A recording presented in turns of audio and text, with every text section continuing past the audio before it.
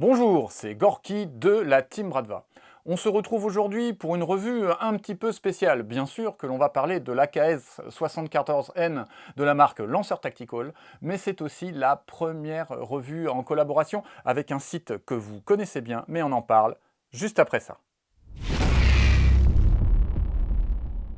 Déstockage Games. Et oui, vous l'avez compris, je commence une collaboration avec Déstockage Game et je suis particulièrement content pour trois raisons. La première, eh bien, c'est la rencontre avec une équipe de passionnés qui partagent les mêmes valeurs en termes d'airsoft que moi. La deuxième raison, eh bien, c'est qu'ils disposent d'un catalogue Russo extrêmement important. Imaginez qu'il y a plus de 30 modèles différents de répliques russes, que ce soit de la réplique d'épaule ou de la réplique de poing. 30 répliques réparties sur 12 marques comme LCT, Cybergun, Guegwe, EL, Arcturus, ASG, Specna Arms et d'autres encore qui pourront effectivement répondre aux délires et aux envies, aux besoins de tous les airsofters russos et non russos de la communauté d'airsoft. La troisième raison pour laquelle je suis très content de commencer cette collaboration, eh bien, c'est qu'ils m'ont proposé de rester sur la même ligne éditoriale, c'est-à-dire parfaitement libre, pas de placement de produit, pas d'engagement à dire que c'est bien ou ceci ou cela, je reste libre de mes propos, donc pas de crainte de « ah bah tiens, bah dans cette collaboration, est-ce qu'on va pouvoir lui faire confiance de la même façon ?» Pareil, on ne change rien. Bien sûr, si vous souhaitez soutenir la chaîne et m'aider à acheter les petites choses qui me permettent de la faire tourner, une petite batterie d'un côté, et bien une ampoule de l'autre, n'hésitez pas lorsque vous allez faire vos courses chez Déstockage Game à utiliser le lien qui est en description, vous cliquez dessus, vous faites vos courses, et lorsque vous validez le panier, eh bien, ça me rapporte quelques euros.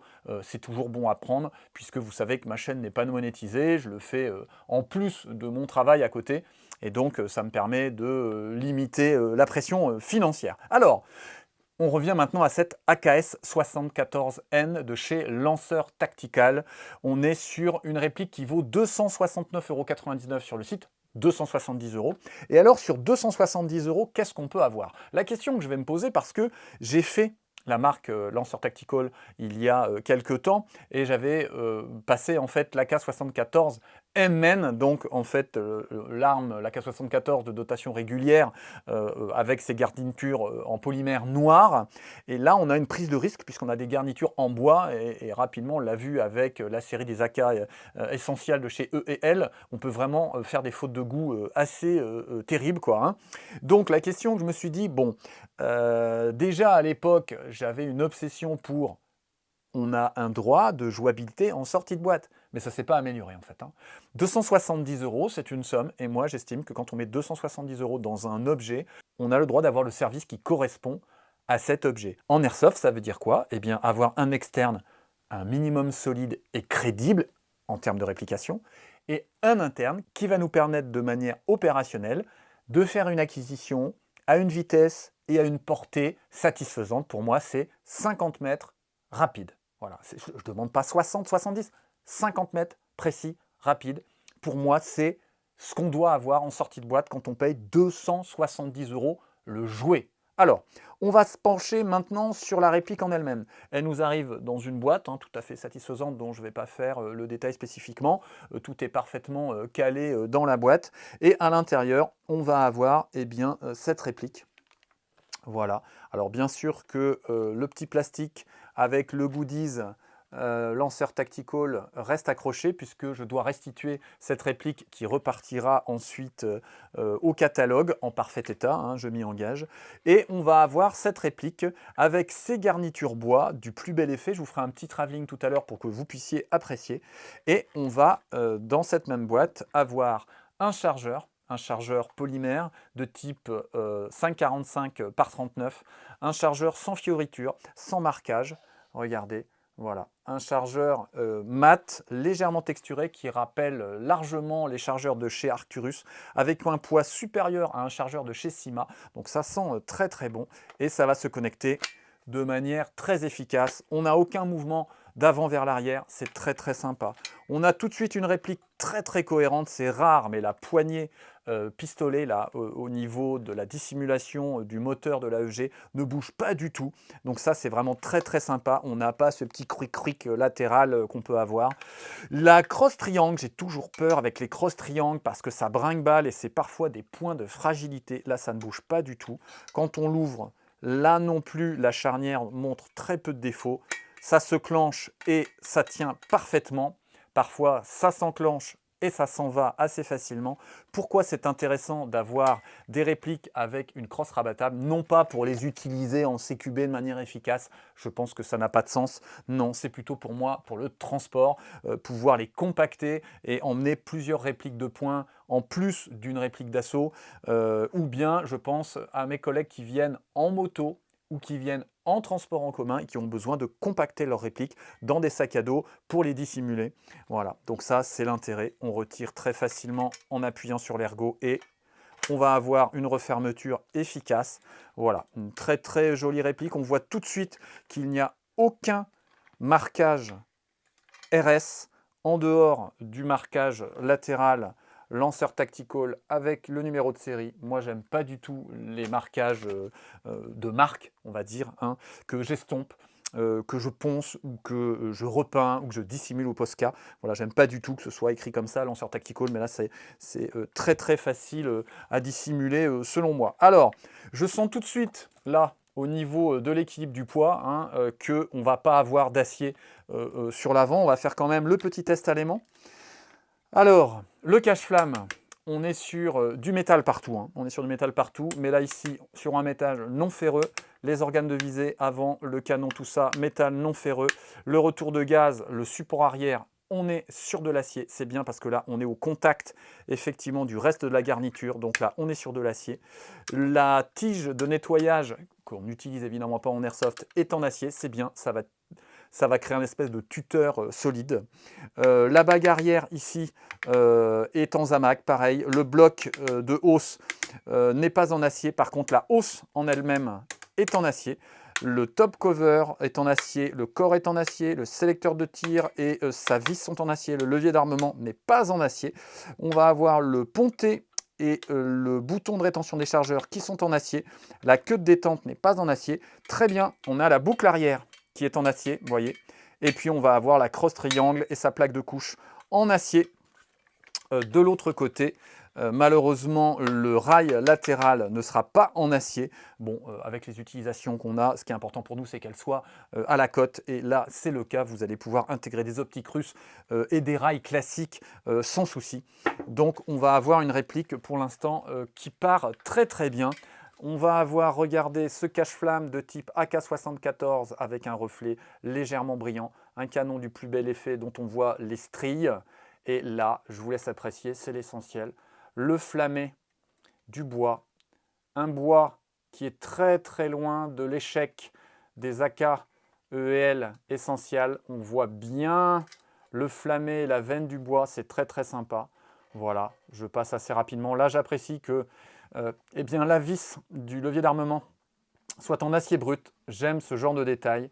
Et puis la crosse triangle classique. Sur le retour, vous voyez, pas de fioriture. On n'a pas de marquage, à part les marquages de sélecteur de l'autre côté. Voilà, un objet qui est très cohérent, avec une prise en main classique de type AK-74. Alors certains n'aiment pas l'appui de la plaque de couche en acier. Vous pouvez faire un petit ligaturage avec les garrots roses, ce que j'ai pu faire sur certaines répliques. Voilà, ça se fait assez facilement pour améliorer la prise en main, mais de toute façon, il n'y a pas de recul hein, avec nos sarbacanes, donc c'est pas très très grave. Voilà, prise de visée archaïque à deux yeux. Voilà, on pointe, on tire. C'est très très simple, ça marche très très bien. Nous les Russos, on a parfaitement l'habitude de ça. Alors, compatibilité des chargeurs. Très très important pour moi quand on achète une réplique. Si à chaque fois qu'on prenait une réplique, on se prenait la série de 6 chargeurs, ce serait insupportable. Alors là, qu'est-ce qu'on va avoir? De l'EL, ça clenche, ça feed. On va avoir du RS airsoftisé, donc un vrai chargeur dans lequel on a mis du remonte-bille d'airsoft. Ça clenche, ça feed, impeccable. Voilà. De l'Arcturus. Pareil, c'est ce que j'ai le plus, ça tombe bien. Là, on va avoir du LCT. Le LCT, ça passe pas, d'accord? Moi, je force pas, ça passe pas. Et du CIMA, voilà. Le CIMA, ça passe. On est très nombreux à avoir du CIMA. Là, c'est du ICAP, d'ailleurs. Voilà, ça, c'est du ICAP de notre association. Le CIMA, ça passe aussi. Donc, 1, 2, 3, 4, 5 options en plus de celle de lanceur tactical. Franchement, si moi j'achetais la réplique, eh bien j'utiliserais simplement mes chargeurs. J'aurais pas besoin de me reprendre une série de 6 chargeurs. Et dans tous les cas, bien vu, ils nous mettent un mid-cap et non pas un high-cap. Moi, je ne joue pas en high-cap. Alors, c'est dommage pour les débutants qui aimeraient mettre juste des billes et y aller comme ça. Mais si c'est pour faire des maracas, les gars, de toute façon, tous nos high-cap, on finit par les mettre de côté. Donc, autant avoir le premier de votre série et vous racheter des mid-cap et être bien propre. 120 billes par 120 billes, c'est bon, on va y aller. Si vous évitez de spammer sur la queue de détente, 120 billes. Si vous achetez 3 chargeurs de plus, ça en fait 4. Vous partez avec 500 billes. Vous êtes bien, il n'y a pas de problème. D'accord? Alors, quelques chiffres maintenant. On est sur une réplique dont le canon fait 455 mm, le canon interne en 6,03. On a un chargeur mid-cap, je vous en parlais juste avant. La longueur totale de la réplique est de 940 mm. La vraie fait 943, donc c'est très très proche de la véritable. Donc ça, c'est intéressant. Pour un poids de 3,3 kg, donc c'est plutôt modéré pour une réplique longue. Très intéressant l'interne de cette réplique. Je viens de parler de la qualité équilibrée de l'externe et des détails des garnitures bois qui sont une prise de risque et qui est pour moi réussi chez Lanceur Tactical. Mais l'interne, écoutez, pour 270 €. MOSFET de protection, donc module, l'électricité de la réplique, gère les cycles de tir, on en parlera, très important, évite les arcs électriques, protège la batterie lorsqu'elle est à faible charge pour ne pas la détruire, notamment les dipos qui valent une blinde. Un bloc de détente électronique Fast Trigger V3, ETU, Electronic Trigger Unit, offre une grande réactivité, une meilleure sensibilité de la course de la queue de détente, un moteur axe court high torque tout de suite, donc on n'a pas un moteur tout mollasson en sortie de boîte, ce qui arrive parfois, du câblage basse résistance, le canon de précision en 6,03, un jouet au pop 50 degrés qui va vous permettre de jouer avec différents grammages, c'est moins exigeant que les 60 degrés, un cylindre à l'intérieur anodisé rouge, un ressort en M90 avec un changement de ressort rapide, Quick Detach au niveau de l'accès par la gearbox, un piston 14 dents en acier, des engrenages et des bearings 8 mm en acier, un bloc au pop en métal. Ça veut dire que moi je vois certaines personnes qui forcent un petit peu trop pour que les chargeurs soient compatibles ou pas. Et puis vous finissez par fissurer ou endommager légèrement la première partie, en fait, la base du puits de remontée de billes, notamment sur les blocs au pup en plastique. Donc on a du tout bon. On va mettre les petites lunettes et on va écouter le son de cette réplique qui est, quand on voit la résistance des matériaux, prête pour utiliser de la 11.1. Alors je l'ouvre comme ça et là vous allez voir ici le bloc au pup ici métallique, vous voyez, voilà. On découvre ici de la connectique Mini Tamiya, c'est dommage qu'en 2025, on ne soit pas en DIN tout de suite, mais ça prend 5 minutes avec un tuto pour replacer une prise DIN qui vaut quelques centimes. Et on va avoir, et c'est important de le dire, ici, un levier d'armement qui permet d'accéder au réglage du hop-up, dont la tige guide ne va pas jusqu'au bout dans le corps pour pouvoir dégager l'accès ici. Alors moi je préfère quand la tige va dedans parce que c'est plus rigide, mais là ici au moins on accède. Quand la tige guide va jusqu'au bout, eh bien elle bloque l'accès et on est obligé d'utiliser une pointe. D'accord? Et je vous parlais là tout à l'heure de l'accès QD, presque QD. Vous voyez que la forme ici fait qu'on ne pourra pas accéder directement au guide ressort et qu'il faudra bien lever la gearbox pour pouvoir changer le ressort. Alors, on met la batterie et on va écouter le son de cette réplique. Voilà, on est sur du semi d'abord. Ce que j'adore lorsqu'il y a un contrôle électronique de l'ensemble, c'est la réactivité. On a une simple impulsion électronique. Alors, on n'est pas du tout sur les sensations d'une arme. Il n'y a pas de mur, on ne force pas de mur, il n'y a pas de reset, d'accord? C'est tout mou, c'est vraiment un contacteur.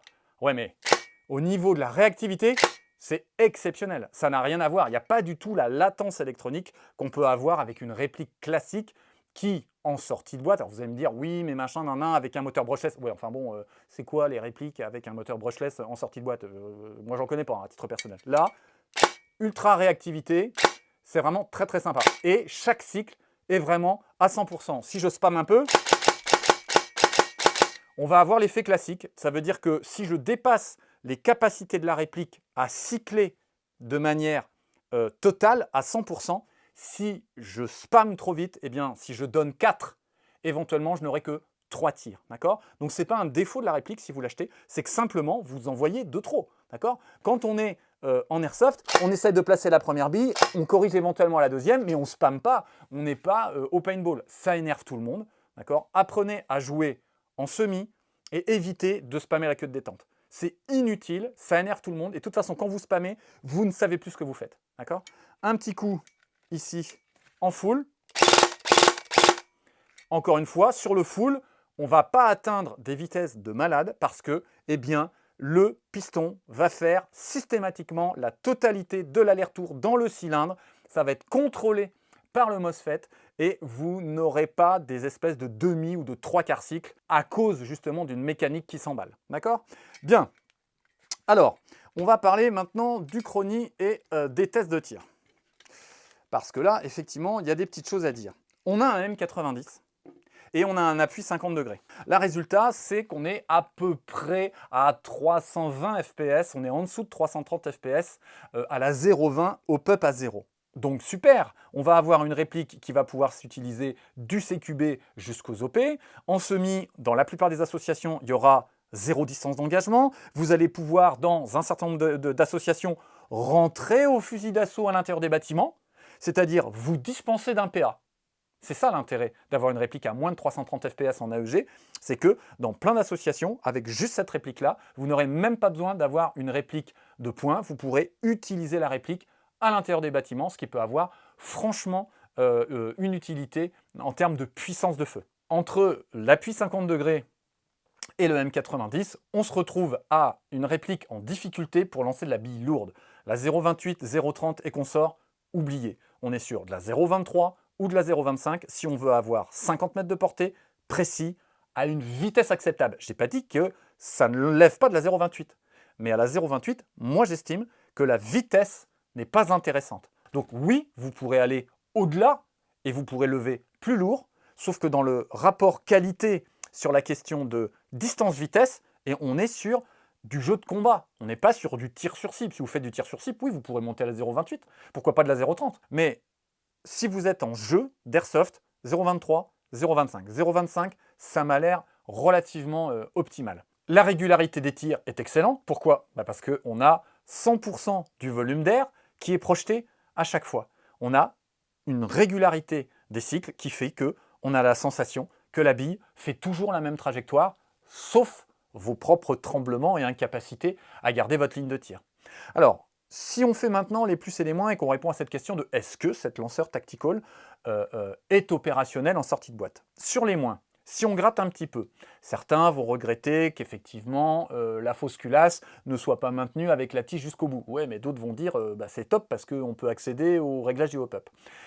Là, tout le monde sera d'accord pour dire qu'une prise en mini Tamiya en 2025 ne comprend pas. En même temps, ça prend 3 minutes pour quelques centimes. Certains diront c'est très basse puissance quand même. Si elle était à 350 fps, oui, à 350 fps, il faut que tu aies un PA, tu ne peux pas rentrer dans les bâtiments. Donc là, ça se discute. Et vraiment, si on gratte, oui, on n'a pas la petite déformation qu'on aimerait avoir, comme on peut l'observer sur Arcturus, pour accéder au guide ressort, quick detach, et ainsi pouvoir changer le ressort de manière rapide. Là, effectivement, ça fera peut-être peur à certains de lever la gearbox pour pouvoir changer le guide ressort.